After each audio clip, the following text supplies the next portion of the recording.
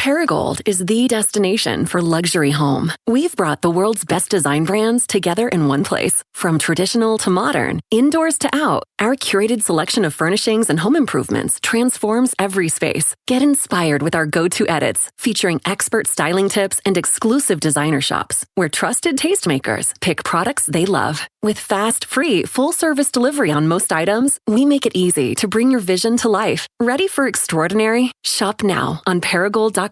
Attention party people! You're officially invited to the Party Shop at Michael's, where you'll find hundreds of new items starting at 99 cents with an expanded selection of party wear, balloons, with helium included on select styles, decorations, and more. Michael's is your one-stop shop for celebrating everything from birthdays to bachelorette parties and baby showers to golden anniversaries. Visit Michael's in-store or michaels.com today to supply your next party. You can support this podcast at patreon.com/partnersincrimemedia. I'm Rebecca Lavoie, and this is Crime Writers On.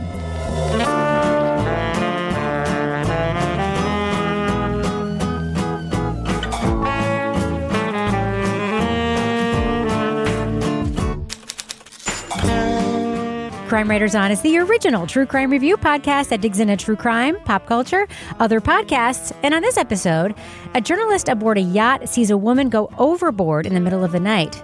Why don't the ship's wealthy passengers believe her?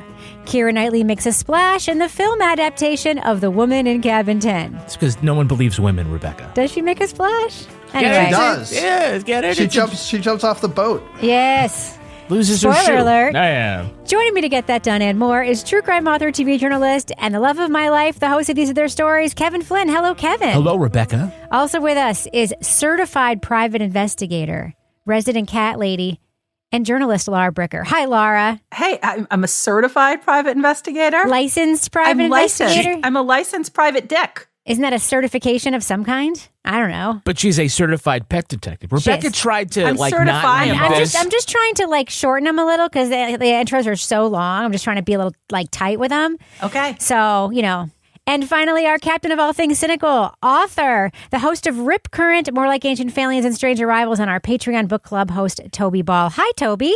Hey, Rebecca. So, Kevin. Yeah. This is Monday's program. It is. Remind us what we're talking about on this show. On Thursday, we're talking about the new podcast. I said on this show. Oh, on this show? Yeah. Why do we have to remind people it's on this show? You just told everybody. It's The Woman in Cabin 10. It's a Woman in Cabin 10. What's coming up on the next show?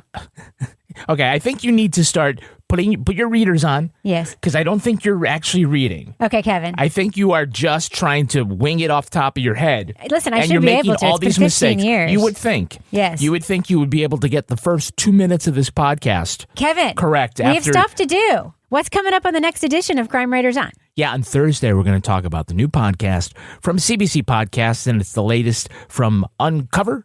It's called Dirtbag Climber. All right. Anything else coming up? Well, we want to let folks know that we're going to do a special live broadcast, a live stream, and we'll give you the tech details soon. But on Wednesday, October 29th, we're going to be talking about the season 5 finale of Only Murders in the Building. We've done this the past couple of times. We've had a lot of fun. People jump in on the chats.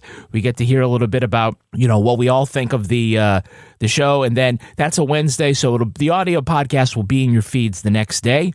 So it's nice and timely, but you get to see what we look like if you haven't checked that out already. We look great. Yeah, so look for details online. We'll talk more about it here and set that Wednesday night aside. We're all really hot for our age. Just a spoiler alert. Oh, yeah. Exactly. So I just put on my reading glasses to put that on my calendar. I was in the office yesterday, and somebody sent me a spreadsheet that I had to complete in a period of time, and I was like, you've got to be kidding me. And I forgot my reader, so I walked over to the newsroom and said to the reporters, anyone here have some readers I can borrow? And crusty Josh Rogers pulls his smudged-ass glasses off the top of his head and hands them to me. Saved my life. Saved my life. So, Kevin, yeah. I know there's a quick thing that you'd like to get done before we start this podcast, right? Yeah, again, I promised everybody who helped support me for my Walk a Mile in Their Shoes event, where I raised over $5,000 to benefit the Thrive Survivor Services Center in New Hampshire, where the money goes to help not only people in crisis, escaping intimate partner violence, but helping them on their journey to get back on their feet. And I said that I would quickly give everybody a shout out. Janet Nez, Carrie Savage, Dave Fisk, Karen Clark, Joanna Villum, Stephanie Tyson, Abby Jahaski, Jennifer Rosenberger, Bruce Assam, Joanne Richard, June Johnson, Amy Gradnick, Jeff Brumley, Ostian Wolfo, Robert Zimmerman, Ariel Tonis Ellis, Jennifer Lucas, Angela Buster, Jennifer Janecki, Samantha Axtell, May Connolly, Jenny Taylor, Bethany Knob, Beth Busquet, Studi Cocolera, Lisa Dornan, Kelly Henderson, Persephone Wilson, Katie Carroll, Beth Delisandro, Brooke Vanderford, Marjorie Wheeler, Lisa Kerr, Kathleen Doolin, Amanda Thibodeau, Jamie Sikora, Mallory Soraya, Lynn Gallitz, Emily Bohannon, Christine Voberich, Patty Daniel, Chris McHugh, Lisa Wilcox, Lauren Hawkins, Stacey Agapay, Jennifer Wrightsdale Hughes, Tay Day, Susie Bennett, Ellie Wilcox, Emily Matt, Richard Keown, Jill Marino, Sarah Munt, Samantha Lee, Jennifer Carr, Alyssa Cantwell, Rebecca Wan, Mandish Miss Julia Garcia, Robin Schneider, Susan Hall, Nicole Coles, Rebecca Gill, Ellie Moffat, John Ramirez, Megan Rittenhouse, Ann Rogers, Melissa Peck, Jordan Smith, Heather Hill, James Parent, Carrie Solomon, Elizabeth Gardner, Michelle Briffin, Chloe Young, Lori Wernick, Sandy Tatro, Bill Rankin, Kathy Corniger, Lori Ann Schultz, Rachel Harrison, Shannon Gibson, Emily Harris, Louise O'Neill, and 10 anonymous donors. All right, Kevin, that was so nice. Yes, and so quick and efficient. So many people. Yes. You're so good at cutting that together. Thank you. I appreciate it every year. All right, so we talk about the thing we're talking about? Yeah. All right. Do you need readers? I no, can go get you some. made the script black this time, as I've been requesting for months, and I can actually read it. Okay. Usually it's like light purple or whatever, and I'm like, why the fuck do you think I can read I'll this? put my readers on. Yeah, the purple script and blue scripts are gone. It's only black from now on, guys. I'm so excited about that. We're going to redo all our photos, but everybody's going to be wearing glasses. All right, Kevin, leading off. Let me get this straight. This poor woman gets sick, and now some billionaires in her circle have decided cancer's awful and they really should do something about it. But only a few go along and tell everyone how great they are. Yes, pretty much, but obviously with my journalistic flair. This is a story how? Oh, come on, it's human interest for inhumane times. Journalist Laura Lowe Blacklock is invited on a cruise aboard a super yacht filled with Richard and Anne Bullmer's ultra-wealthy friends to raise money for the terminally ill woman's charity. On the first night, Lowe hears a commotion from the cabin next door and spots a woman floating in the water. Listen, I came in here accidentally. I was in the corridor. I was backing in. I turned around. There was never a guest staying in here, Miss Blacklock. This cabin was always empty. And the guest who was supposed to be in it cancelled 2 days ago. Lowe believes it was the mysterious blonde she saw taking a shower in cabin 10. But with all of the crew and passengers accounted for, no one believes her sighting. The reporter snoops stem to stern, looking for clues as to who the woman was and why someone would want to push her overboard. I warned you. You read the message on the mirror. Why did you push me in the pool? That wasn't me. Okay, well, what about the hair? Who took the hair out? Stop, Jacket. He'll kill you. Based on the best-selling novel, The Woman in Cabin 10 stars Keira Knightley and Guy Pearce and is streaming on Netflix. The nautical closed circle mystery finds its heroine doubting her sanity and sniffing out a murderous plot as she tries to avoid becoming the killer's next victim. Spoiler alert, we're going to be talking about plot points from The Woman in Cabin 10. So if you want to remain spoiler-free, go to the estimated time code in our show notes for our thumbs up or thumbs down review, or watch this film on Netflix and then listen to this podcast. Yeah, don't watch it. Hey now. Hey, you're really like tipping your hand here. I mean, your first note is what here on your notes, Toby? I said this was some tedious shit. Oh. When you find something tedious, what do you do to help you get through it? Do you second screen it? Did you do that with this? Do I second screen it? No, but that's funny because not only did this suck, but in the course of watching this, my TV died. My TV went from having sort of this like dark stripe down the middle. One entire half of it went black. And at first it was during sort of a dark scene. And we're like, oh, couldn't even tell what's going on off screen. And then it just kept going and going. So we ended up having to get this old TV to watch the rest of it. What do? No, I suck it up because I know we got to talk about it. And try and find things that'll be kind of funny to talk about, I guess. Yeah. And there's not even that much of that, to be honest. Yeah. I think it was number one on Netflix movies yesterday. Yes. Which means that this was both a best-selling book and a number one Netflix movie. Yes. And both of them are just awful. Yeah. I'm asking for a friend, Toby. Do you know how to buy a television in Spain? I assume you do it like anywhere else. Okay. Just checking. You just pay money for it. Paying euros, yeah. That just happened to my TV too, Toby. The whole TV went out, but it still had audio. Apparently, it's the backlight. Okay. And it's the backlight. If you have a teenager that is handy, you can probably replace it. Oh, I was messing around with the backlight settings, but I didn't do anything physical. Okay, let's get back on topic, guys. So, Laura, you read this book. This is more interesting than the actual movie. So, Laura, you read the book, The Woman in Cabin 10, didn't you? I did, because this was during my reading era when I was like, I'm going to read all those chick lit type books that people are reading and talking about at their book clubs, and this was one of those books. And I remember the book being really annoying when I read it, but I was like, well, everyone's reading this. I'm going to read this book. And then I started watching this show, and I found that also really irritating. Like in the beginning, it's like, Keira Knightley, and she's just like, she's anxious. She's like running around the ship. Nobody's believing her. And you're just like, ah. And then she's doing things where you're like, you're stupid. You're going to get caught. You're stupid. You're going to get caught. And then as soon as she gets found by the fake cancer lady and stuffed in the hole, all the anxiety's gone. All of a sudden, they're best friends. They're going to team up. They're going to solve this thing. I'm like, that was stupid. Yeah. So, but these elements, Kevin, they're very realistic, right? This whole plot. What are you talking about? I'm teeing you up for your notes. Oh, well, there are so many elements of this story that sort of stretch credulity. What this murder plot lacks in logic, it makes up in over-complication. Yeah. Right? There's got to be a better way to do this than invite a renowned journalist to document your one and only cruise on your mega yacht that is going to somehow benefit people with rare cancer. And while you plan to kill your already dying wife while at sea, so a body double who is 2 inches shorter than her, if you notice in the film, so they can do that and fool all of her lifelong friends and surprise her Norwegian lawyers to change up the paperwork, giving away her billions and ensuring it stays with you. Right. Overly complicated. Yes. Why not just have the photographer and not bring the journalist? That's what I was wondering. Why have either? Also, what Guardian journalist would be allowed to do a side assignment for money, basically propping up a charity, right? They'd be investigating that charity. They wouldn't be like, I don't know what the rules are over there. They could be different. We wouldn't be allowed in my newsroom. It was like a puff piece. But I mean, I wouldn't say no to going on that ship. Would you guys? Hell no. I would go. And when it started getting murdery, I would just avoid the murdery people and just hang out on the deck. If it starts getting murdery, yeah. Well, that was actually the first like ridiculous thing that happened in the movie was Keira Knightley's boss is like, oh, why don't you take some time off? And she's like, no, I'm going to stick around. I'm going to go on this cruise with this guy. And she's like, oh, that's hard hitting journalism. Like you just told her she could take some time off. That's like, right. Who gives a shit? Yes. There is this incredible moment in the film where Lo, after one of her like snooping around the ship adventures, thinks she's figured something out. And she comes into the room where all of the rich people are hanging out. And they're all like, you're fucking crazy. You know what? Lo, Laura, I have no idea who this person is, all right? Laura, I'm sure what you experienced yesterday was very traumatic for you. Toby, it appears that you felt that way the entire time before she started seeing things and investigating things. Yeah, I mean, she acts like a complete psychopath the entire time. Like that's the thing, and all the rich people on the boat think she's a psycho for a completely different reason, or maybe it's the same reason, but they just don't have like the insight you do as a viewer.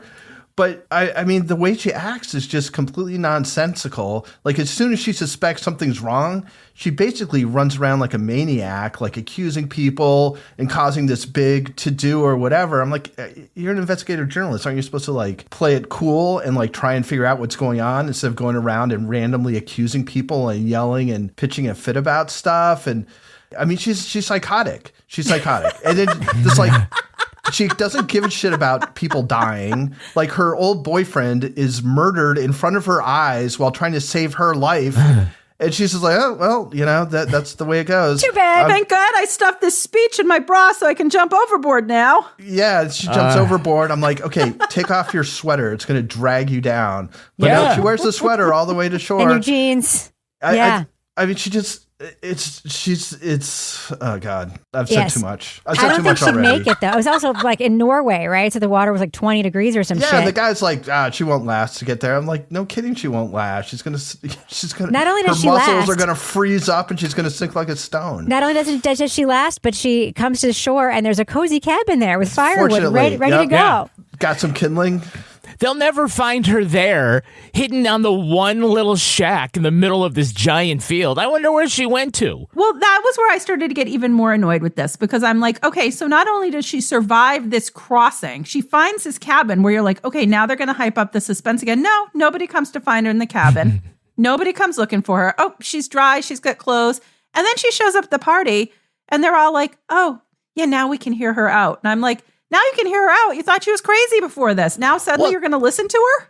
The three of you read this book, right? Yes. How far does this diverge from the... It kind of does somewhat, but I think Ben survives because Ben is also in the second book, which I also read. He survived. But did she jump overboard into the fjord? I think so. I don't remember it super well, but all these books are the same. It's always like it's the same narrator. And is the big ending the same, where the big reveal is that like some swanky it's similar. banquet? It's similar, but the con woman, the woman who's like doing the replacing, is actually like a con woman in the thing that she ends up, because she ends up hooking up with her again in the second book for a different kind of con situation.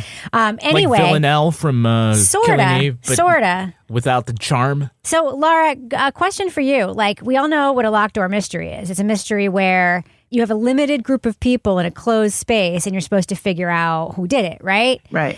But we don't really... And how it was done. That's the thing of the locked door mystery versus the closed circle mystery. Right. What is the murder? It isn't just the body on the floor. How did it happen? Right. But those sort of depend on getting to know who the people are so that you can guess, right? Right. So that was the thing that I found frustrating about this is, number one, I agree with Toby. She's running around like a lunatic, just like sounding the alarm.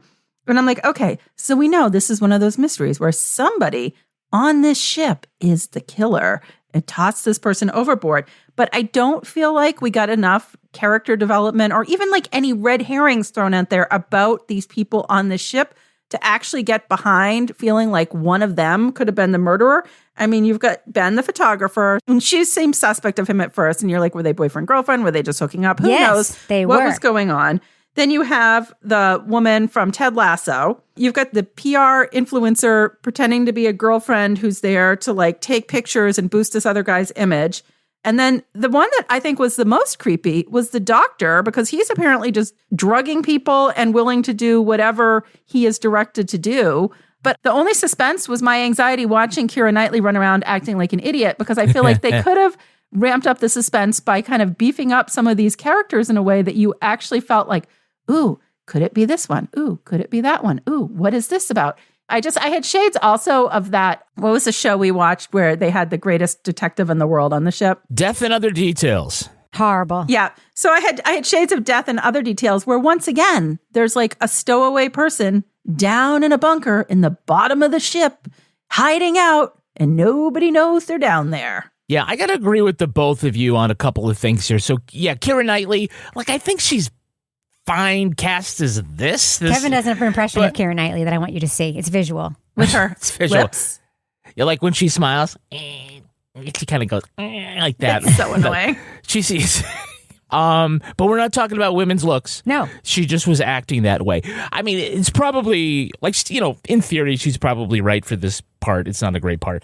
But you're right. I don't ever believe that either she's coming undone or that she's this dogged investigative journalist running around competently finding stuff. Oh my God, they all think I'm crazy. No, come on. No one likes being woken up in the middle of the night. They'll get over it. I know what I saw. Yeah, it was dark. No, it wasn't. It wasn't dark when I saw her in cabin 10. I saw her. She came out of the shower. We looked straight at each other. We even spoke. She spoke. And now what? She's just disappeared. And you're right, Laura. We have this whole boat full of suspects. And they're never really, any of them are suspected of anything. We don't have any motives. We don't have like enough of a background to think like why someone could possibly be a killer. Like, you're literally at sea. Throw us a red herring. Right? Yeah. Herring? Yeah, yes, get it? Okay, I got yeah, it. you got it. Okay. But there's no motive for anyone to kill or conspire or to do anything other than just like, well, you're rich and you're a bitch. But you can be either of those and still join us on Patreon. You can. You don't have to be any of We those. take rich bitches at Patreon. We take both rich people and bitch people. We take them all. Right, Kevin? But most of the folks that join us are super nice and just comfortable. Yes. They're not super rich. No. They just have enough where they can support us for $5 a month at the leading off level. You get all sorts of exclusive content That includes the Crime Writers on After Show. This week on the After Show, we're going to, first of all, get an update, Toby, on his family's decision, too, in case you didn't hear this before.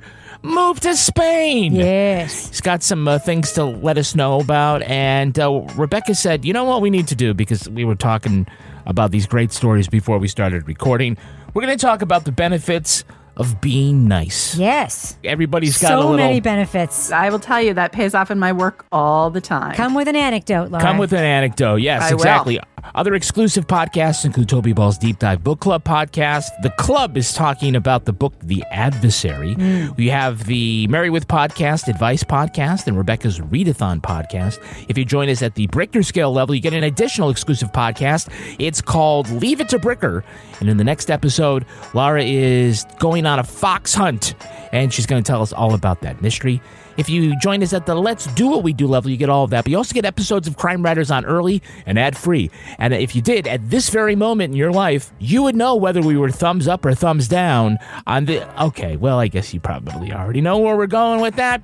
And if you become a deep diver, not only do you get all of those great exclusive podcasts, but you also get to take part when Toby records his Deep Dive Book Club podcast. Toby, what is the next book coming up? Yeah, it's The Art Thief, which is by Michael Finkel. It's the story of the most prolific art thief, I would assume, in history. And he's basically this sort of guy living off the dole in France who just stole an estimated $2 billion worth of art and just basically like displayed it in his attic of his mother's house, which is where he lived with his girlfriend. And he basically, you know, he never sold any of it. He lived like this very sort of marginal existence while having $2 billion worth of stolen art in his attic. So wow. It's a pretty weird story, definitely. That's exactly what I did with Beanie Babies. Yes. And Kevin, there's one other thing I want to say about our Patreon. Yeah. We are going to be, Mel Barrett of the Readathon and I are going to be starting a new project, but part of that will be available on our Patreon as well. All right. That's at patreon.com/partners in crime media. Just one suggestion for all you folks. If you subscribe on the website at patreon.com and not through your iPhone app. You can do that, but what Apple does is they charge you extra money. Now, we don't lose any of the money. We don't get any of the extra money, but it does get tacked onto your bill, and we want you to save a couple of bucks, because even those little bucks, you can either put them back in your pocket or you could support another creator, because there's a lot of great people pays to be nice. Working. Right, it pays to be nice. Also, follow and subscribe and like us on YouTube, TikTok, Instagram, X, Blue Sky, and join our Facebook discussion group. All right, Kevin, does thus end our business section? Thus ends the business section. Let's fade that music out. So, Kevin, do we have a sponsor for this program? We absolutely do. It's our friend from Hello Fresh. Hello Fresh. Hola Fresco. Hey, Hello. Fall is here, and so with the cooler nights, you know what that means? You want hearty meals. Yep. You want something that's going to stick to your ribs. Yep. And so that's where HelloFresh comes in, because not only do they ship chef-designed recipes and all the ingredients right to your door, but they give you a great variety. They have over 100 options each week. I will tell you that I recently went through, and there was quite a few things, quite a few combinations. Really? And so I'm really looking forward to the next delivery I'm going to be getting and making for you. Ready? Okay. The cherry balsamic sirloin. Amazing. Great thing, because HelloFresh, not only do you get really, great fresh vegetables and stuff that's seasonal, but now you can also get steak and seafood recipes delivered at no extra cost. Incredible. Hey, I could take a sirloin, I could just throw it on the grill with a little salt and pepper, and that's fine. Don't boo. That's good. Boring. That's boring. I like it where you can able to take all those ingredients that they give you, no food waste, just enough proportion right, and then mix it up. And not only do you have a great sirloin, but you got a little hit of acid, and you got some sweetness to it, and that makes it all yummy, yummy. The best way to cook just got better. Go to HelloFresh.com/CWO10FM. CWO10FM. Now to get 10 free meals plus a free item for life. One per box with active subscription. Free meals applied as discount on first box. New subscribers only. Varies by plan. That's HelloFresh.com/CWO10FM. CWO10FM. To get 10 free meals plus a free item for life. Kevin. Yes. Do we have a sponsor for this program? Yeah, we're brought to you by Rula. Ooh. Mental health care can get complicated, from trying to find the right therapist to dealing with out-of-pocket costs. That's where Rula comes in. They make therapy easy and affordable. So you go to their website, and you can get started in 4 easy steps. What's the first step? Going to their website. Okay. Okay. But then the real first step? All right. Tell us what's important. That is the best. They want to know, okay, tell us about yourself. How can we help you? I know what I would say. Is it don't look at me. It's depression, coping skills, impulsivity. That's where you're going to start. Second step, you can explore your matches. They have all sorts of licensed therapists. I'm not saying you're swiping right, but it's kind of like that. Find somebody that really works with you, and then you schedule your visit, and then you go online. And they also take most major insurance plans. Wow. So your average copay is only $15 a session. Thousands have already trusted Rula to support them on their journey toward improved mental health and overall well-being. Head on over to rula.com/CWO CWO to get started today. After you sign up, they ask you where you heard about them from. Please support our show and tell them that our show sent you. Please. Go to rula.com/CWO CWO and take the first step toward better mental health today. You deserve quality care from someone who cares. Kevin. Yes. Who's the next sponsor on this podcast? It's our good friends from Quince. Oh, Kevin, look at me. I'm head to toe Quince today. I'm not kidding. Yeah, I was going to just okay, here. Just give it to me. Just give it to me. Just throwing that away. Just throw away. Okay, it's cooler days, and we just went on a vacation, and you have been spicing up your wardrobe with even more things from Quince. It's the best. I mean, look, Kevin, right now I'm literally wearing the cotton shaker sweater in black. Isn't it cute? And the first time I've ever bought jeans from Quince, I bought these wide-legged jeans. Yeah. They are so high quality, and they were like $50, which, if you know women's jeans, you know is a deal for jeans. Their clothes are awesome. I bought so many of their clothes on our vacation. I brought sweaters, I brought dresses, I brought jackets, and I got so many compliments from other people on the ship. And I got compliments yesterday at work because I was also head to toe Quince. Yeah, Mongolian cashmere for $50, premium denim that fits like a dream, and luxe outerwear that you'll wear year after year. You find all your fall staples at Quince. Go to quince.com/crime. Crime. For free shipping on your order and 365-day returns. Now available in Canada too. Wow. That's QUINCE.com/crime. Crime. To get free shipping and 365-day returns. Quince.com/crime. So, Toby, there is a plan to replace a woman that all these people ostensibly know with a whole other person, just like in my least favorite Tana French book, The Likeness. What are your thoughts about that particular plan? Well, Kevin already noticed that the replacement was 2 inches smaller. The whole idea is freaking ludicrous. The idea that you could find somebody who looks a lot like a friend of yours and have them like show up and just be like talking to you and walking around and stuff, and have you just like not clock it is completely beyond belief. And then you add to that the fact that I think this woman is from the Ukraine, and she's trying to act like she's Norwegian. And then the woman she's trying to impersonate has late stage cancer. Like, how do you find somebody whose natural sort of body type is like believably late stage cancer, who also has an identical face to that same person? It's just ludicrous. And then if you're having any kind of conversation, there's always like this sort of shared history you have with friends that kind of creeps into your conversation. And there's like little allusions you can make, or remember when this happened or whatever. And she's not going to have any of that. Like there's no sense that she was like trained for 6 months to like learn all the ins and outs of this person's life. She just kind of shows dossier. up. Yeah. They don't even like fill her in on whether she's taking drugs or not. I mean, that was the first clue you get. And it's not even like a clue. It's like somebody takes a bat and hits you in the head with it. It's not subtle. It's not subtle. It's like the first time she meets the dying woman, she's like, "Oh, I'm off my drugs now." And then the second time she's like, "Oh, these drugs make me so woozy." And it's like, all right, dude, you've literally exchanged like 5 words, and they're contradictory, and it's not clever in the slightest. Like when Kevin was talking before the break, I was like, this is kind of like the anti-Agatha Christie, in that Agatha Christie would like set these things up where everybody had a motive and everybody had kind of like, even if they're not like complicated personalities, they were very distinct people and with very distinct possible motives.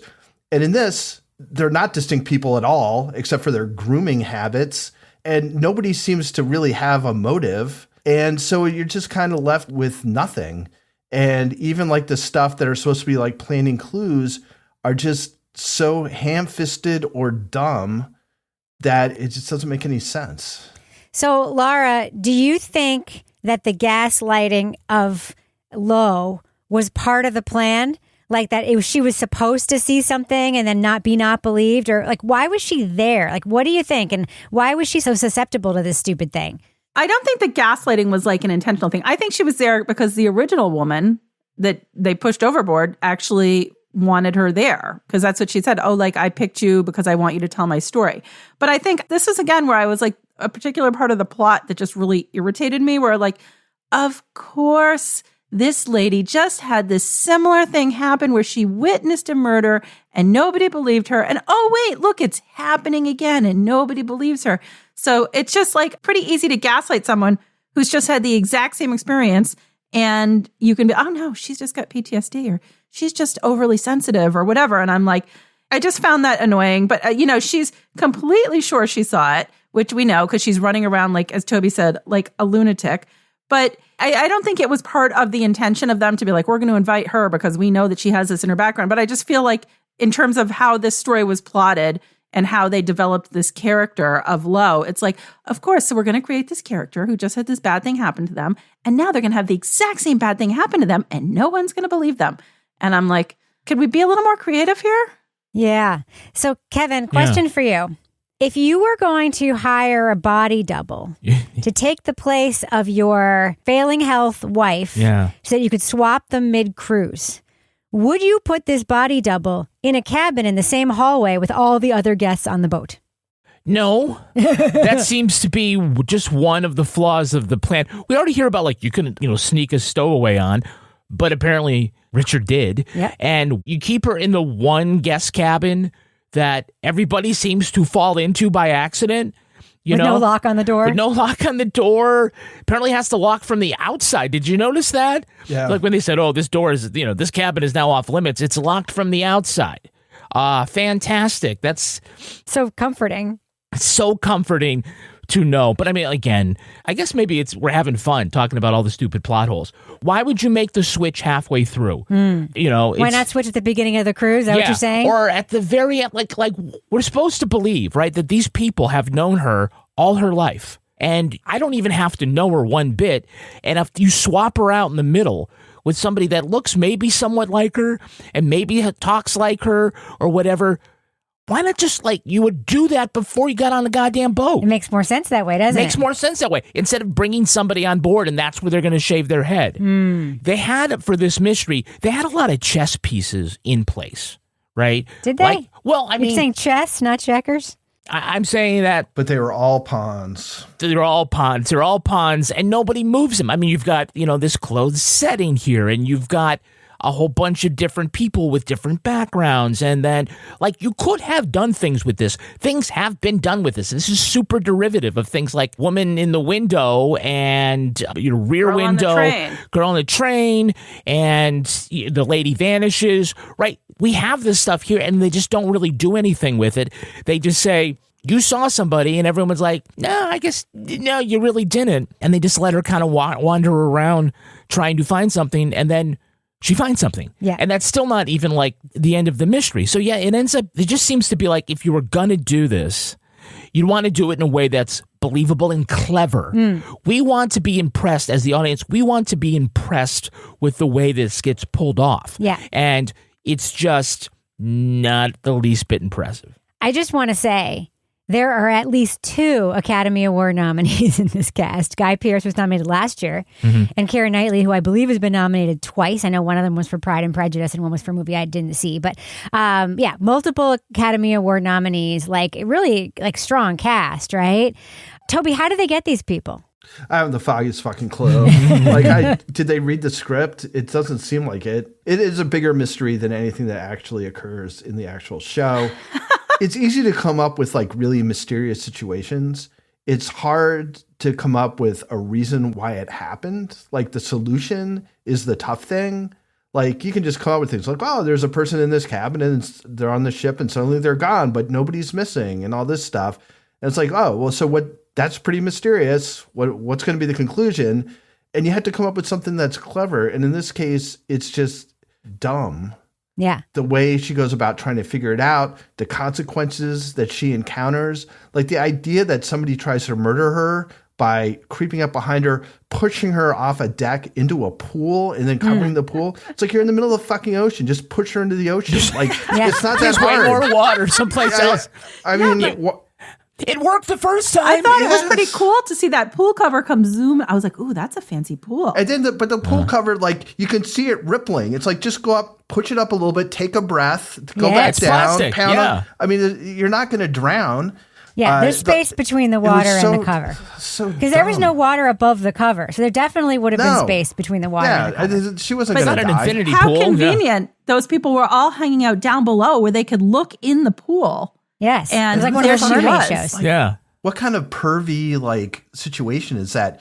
You're like hanging out on your couch watching people swim in a pool? Yes. So Did weird. she shave? Let's look. Let's find out. Did she shave? My goodness. Laura, My God. of course, it would not be a proper suspense situation in 2025 without bringing in AI as a plot point, right? Yeah. Well, and I actually looked that up because I was like, I didn't remember that as much in the book.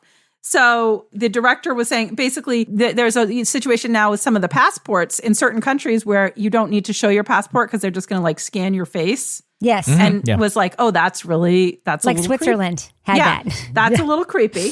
So I'm like, okay. I mean, everybody's afraid of AI right now. Like not everybody, but you hear a lot of people like, sharing the warnings of like, these are the dangers that could come from different things of AI. So I'm like, okay, so here's a creative way to bring something that is currently a lot of topics that people are talking about and implement it into this plot. But the facial recognition AI to actually find somebody that looks exactly like his now dead wife, that was a bit much. But, way to try to be creative. Kevin, there's a climax to this film. A big reveal, a big climax, a big scene. And by the way, a super location porny place. Norway is next on my European travel list. Awesome. I want to go so badly. Now I've seen 2 Norway things like within a week. Kevin, what did you think of this big reveal? So stupid. So stupid. Let alone like, oh, I've had this speech, this damning piece of evidence on a single piece of paper that anybody could have written. Of course, like there'd be a digital trail of all this, but it's like the billionaire is exposed. And so what is he going to do? He's going to take a knife and escape at knife point with somebody who isn't even really his wife, and then get on a boat, get on a little dinghy, and then go off with his millions of dollars and do... Not even Anne! She's just... Who is she then? And where's the real Anne? Is there something else that you want to tell your guests? Who is she?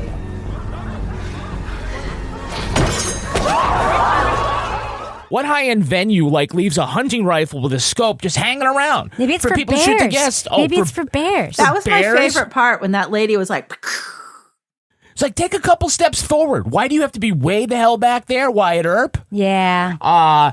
It was all just so a little bit like, the jig is up, man. Just where do you think you're going? Yeah. And besides, the lawyers, apparently the Norwegian lawyers already know like what she really wants to do.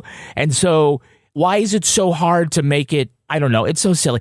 This is how silly the whole plot is, that when Lo finally gets back to England and writes this story, she buries the whole fucking lead about how this billionaire killed the woman for all of her money and then had this, murdered her by throwing overboard. And the whole top of the paper is an obituary. Yes. She lived a wonderful life. Here's a giant photo.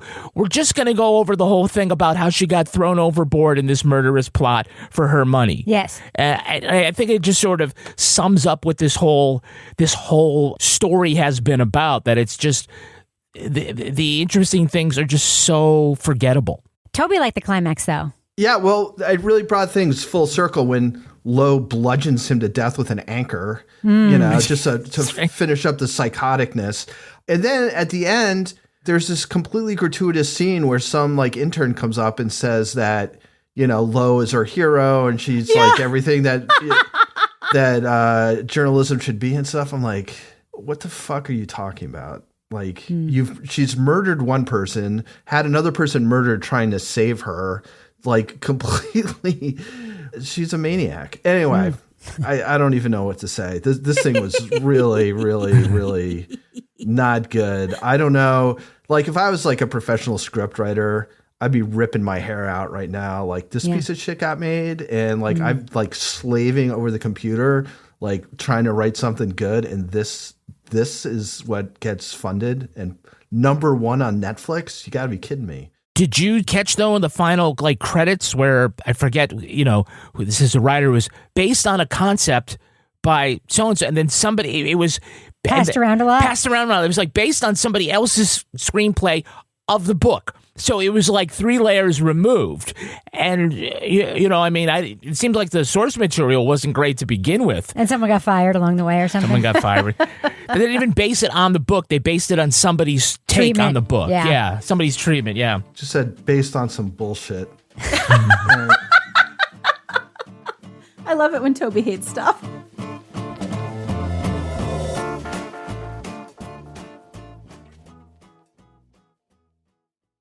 Attention party people!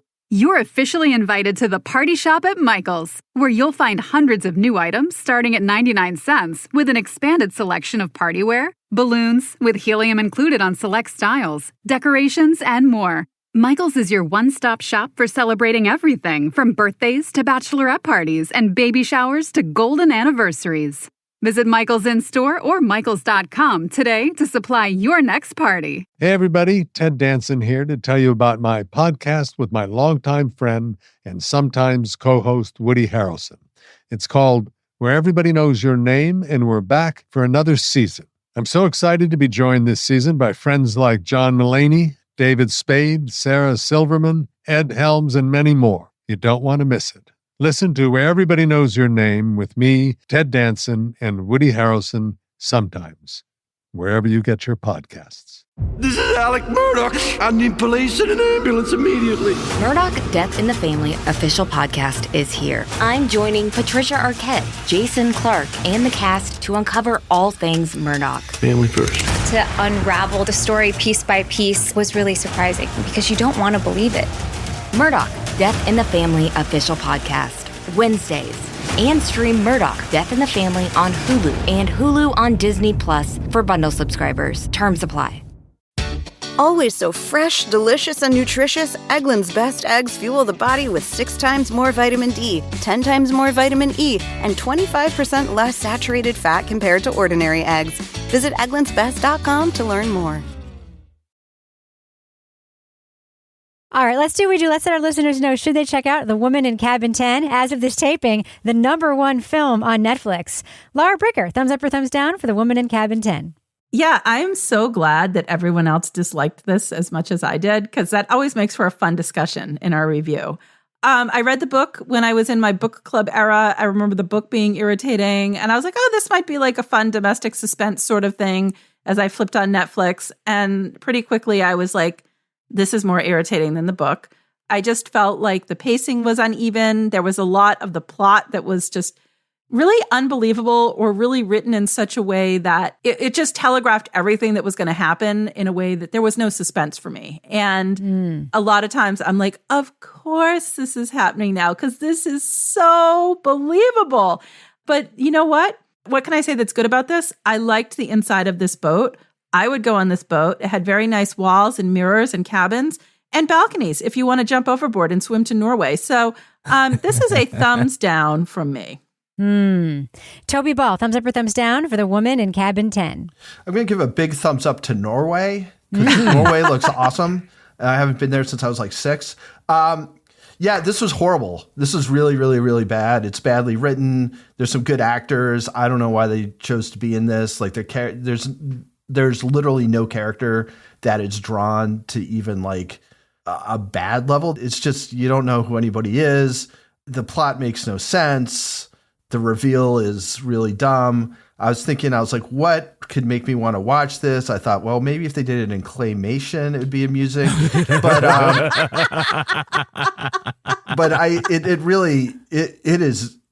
it is bad. So I'm a thumbs down. I don't feel like I need to go into it any further. If you want to check it out, I think it'll become pretty clear to you pretty quickly why this is so bad. But I'm a thumbs down. Kevin Flynn. Yeah, I'm also going thumbs down. It's funny, when I was thinking about this, I'd be like, I'm a mild thumbs down. And the more I thought about it, the angrier I kind of got.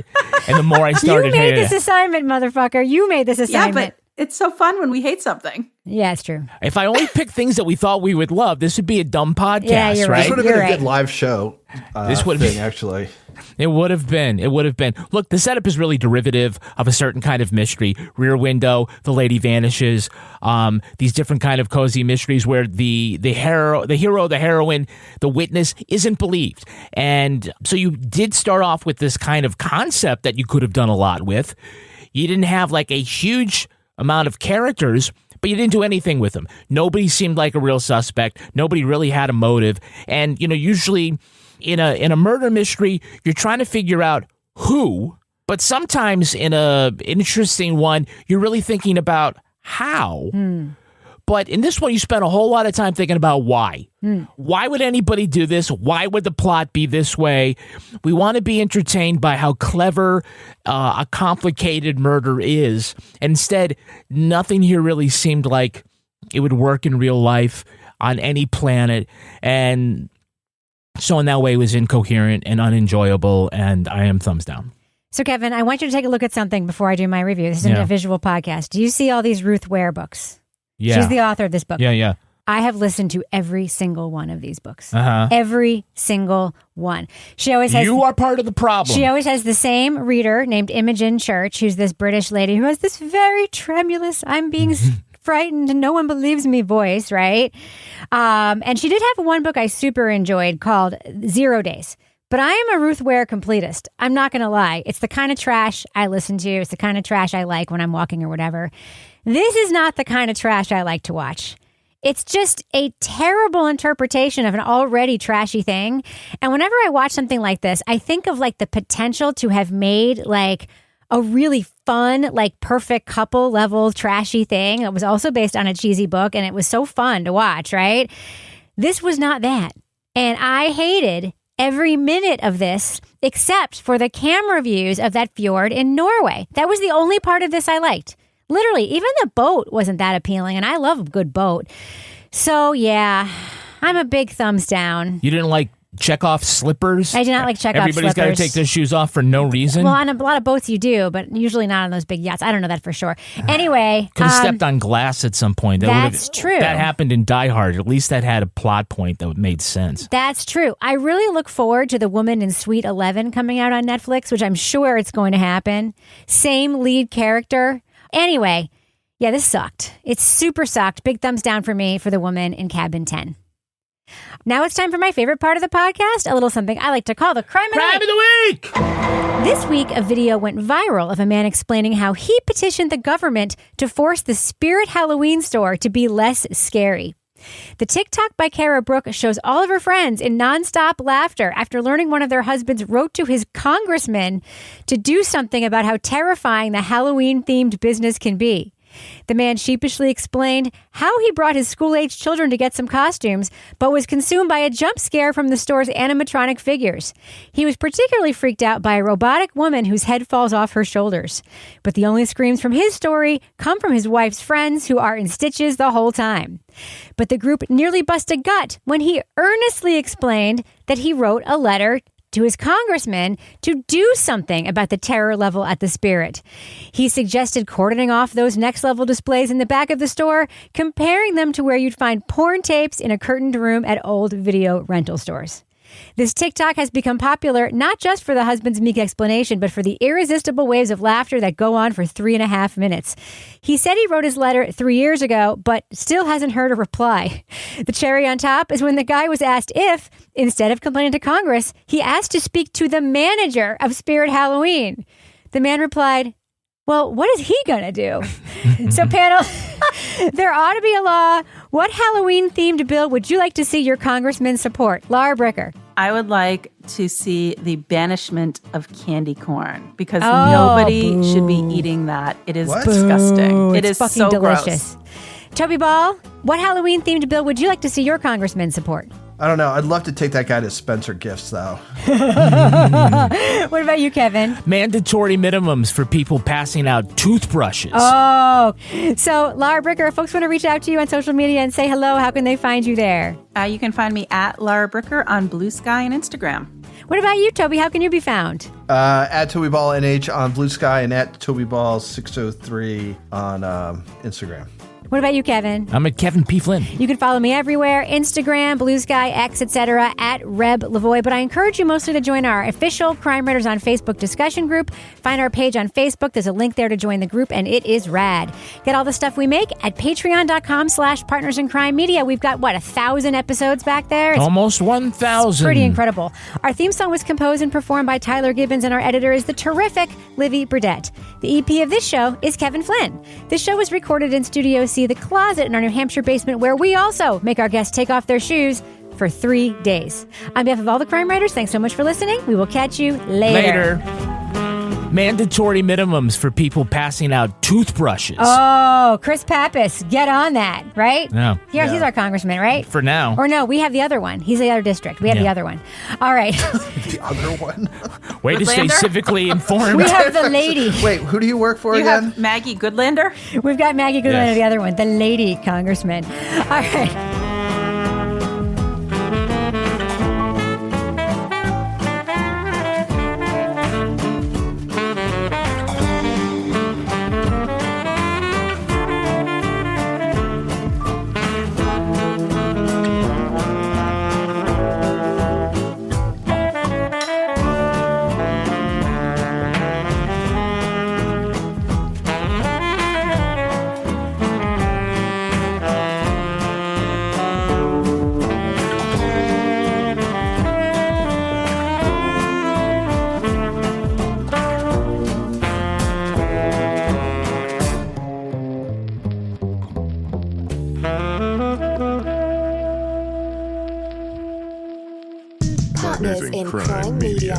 Attention party people! You're officially invited to the Party Shop at Michael's, where you'll find hundreds of new items starting at 99 cents with an expanded selection of party wear, balloons, with helium included on select styles, decorations, and more. Michael's is your one-stop shop for celebrating everything from birthdays to bachelorette parties and baby showers to golden anniversaries. Visit Michael's in-store or Michaels.com today to supply your next party. Adam Pally here. And I'm John Gabris. We're a couple actors and best friends who you may know as the hosts of the TV show 101 Places to Party Before You Die. Now, we're bringing you a comedic look at health and wellness with our new show, Staying Alive. We'll have guests like our friend, actor Jerry O'Connell. Ketamine therapist, Dr. Stephen Radowitz. Paul Scheer. Ego Wodo. Jillian Bell. Dr. Doolittle. Staying Alive with John Gabris and Adam Pally is out right now. Get them a week early and ad-free with SiriusXM Podcast Plus on Apple Podcasts. Nothing brings us together like Eggland's Best Eggs. Always so fresh and delicious, plus superior nutrition like 6 times more vitamin D, 10 times more vitamin E, and 25% less saturated fat compared to ordinary eggs. For us, it's eggs any style, as long as they're the best. Eggland's Best. Better taste, better nutrition, better eggs. Visit egglandsbest.com to learn more.